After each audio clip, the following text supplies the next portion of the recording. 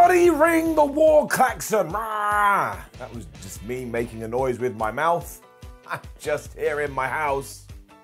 And there is no war klaxon. Let us not pretend otherwise though. Vince McMahon has officially declared war on all Elite Wrestling. And while there were hints of this before, we now have irrefutable evidence. Why? Here's why.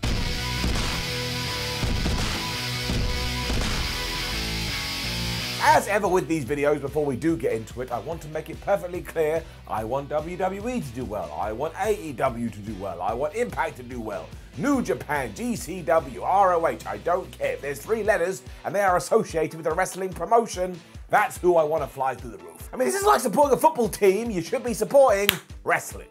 Now, please do let me get off my high horse. Recently, however, WWE did announce that SmackDown was going to become Super SmackDown, which is a lot like Super Shredder, and it was going to be extended by 30 minutes. As SmackDown happens on Friday nights, this means it was going to cut into AEW Rampage, and the gun was out the bucket. Some people will tell you this is a coincidence, but those people are crazy, and understandably, Tony Khan fired back. Like, if you were an ice cream salesperson, and you were doing your ice cream selling, and you knew there was somebody else that sold ice cream in another park, and one day they were just like, ha ha ha, I'm gonna sell in your park, you would probably go over and pierce all of his tires.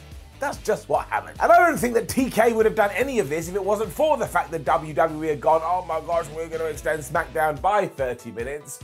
So he came out, and not only did he say that Rampage was going to be SD in those 30 minutes when it came to the ratings, but then he said that Raw sucked. And look, go and watch my ups and downs video from Monday Night Raw. I was one of the nice ones, and even I kind of thought it sucked. Gave it a down. There was more fighting as well, as a buy-in show was announced for Rampage, which is going to happen on YouTube, which will also feature flipping Bryan Danielson versus Minoru Suzuki. I mean, that one is simply unreal, and then WWE were also going, oh yeah, and they told us that Roman Reigns was heading to Raw. And I kind of feel like all of this comes down to 2 very specific events that are kind of running in correlation with each other. I could be totally wrong, like I usually am, but if we are talking recently and what lit a fire under Vince McMahon's ass, I think it comes down to the fact that in a few weeks, WWE and AEW are running the brand new UBS Arena in New York. Except for me standing here right now talking to you, All Elite Wrestling has sold a pretty damn decent number of these tickets, and WWE has sold a good few less. Now look, don't get mad at me because I'm telling you this. I am the stereotypical messenger. So if you see me on the street and you come up to me very nicely, we're having a chat, and they also go, oh man, I can see that you're bald. I can't get angry at you. This is just a statement of fact. I mean, look at it, shining away. Given that NYC has always been the WWE's home as well, I can completely see a scenario where the owner of the thing is like, right, damn it, that is it. I've had enough, but also do not forget, this will not only make WWE better, but it will make AEW better too, and this is why I'm right behind it. I mean, I don't like all the negativity and all the tribalism and all the rude words that are coming out of people's mouths, but look at the comparisons. Pepsi versus Coke, Adidas versus Nike, Nintendo versus Sega, Microsoft versus Sony, Marvel versus DC. All of these have fans that pick one side and they refuse to move, and if wrestling wants to be part of the wider lexicon, it's always good to have something like that. And I don't want to start going on about the obvious, but let's just hop in a time machine and go back to the Monday Night Wars.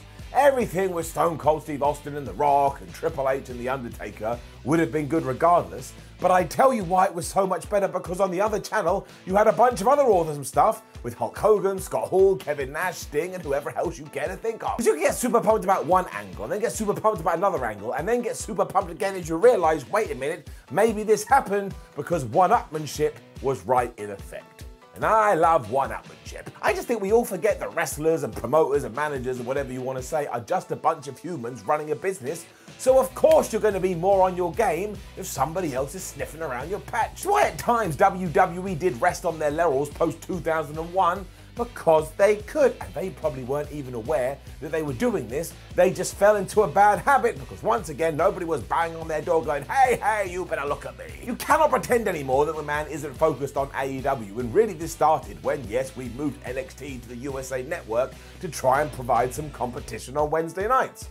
But that didn't go very well, because NXT has now become NXT 2.0 and is a complete separate entity, whereas AEW Dynamite has leveled up and it's now taken on the big bosses. And I think before all this, pissant company was the term that people used, which is just yet more evidence that you really never want to get too big for your boots. Now, none of this means that Rampage is going to beat SmackDown in the ratings, especially when it comes down to the networks they're on, but that's the area we don't need to care about. You can be interested and you can go and look at the statistics, but if it means we are getting better wrestling content across the board, that's when you strip off naked and dive into this pool of wonderfulness. And yes, I said it. Because good content is basically like drugs, and it allowed Brock Lesnar to come back, and it's the reason we are getting all of these Forbidden Door matches. And do you not want this? If you don't, you should go and slap your head. What is wrong with you? As we're chatting about it too, no, I do not think it's an issue that somebody is giving away a match on quote-unquote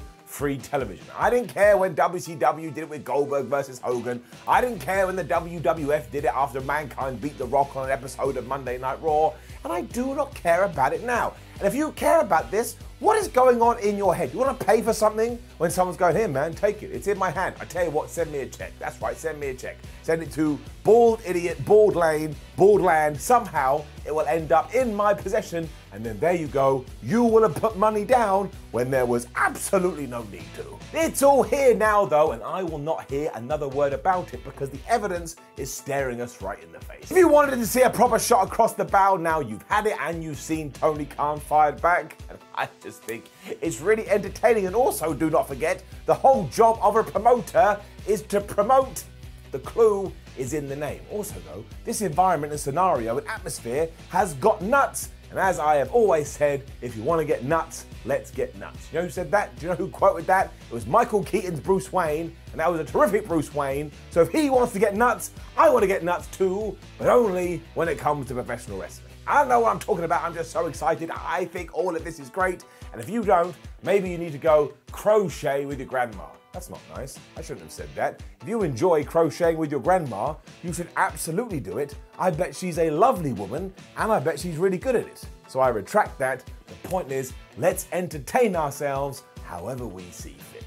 Within reason, don't do anything illegal. Now, look, as always, please do leave a comment below, but keep it calm, and remember that I said I love AEW and I love WWE, but I also love controversy, and I also love this mudslinging, because all is fair in love and war. Then like the video, share the video, and subscribe. Head on over to whatculture.com where you can read articles like this with your eyes. Come and follow us on social media, and apparently do that. Who the hell knows why you want to. And we have a bunch of videos here on What Culture Wrestling. Click them all. I double dare you. My name is Simon What Culture. Thank you for joining me as always. And who the hell knows what happens next? But I'll tell you this, for all the people going, I hope SmackDown destroys AEW.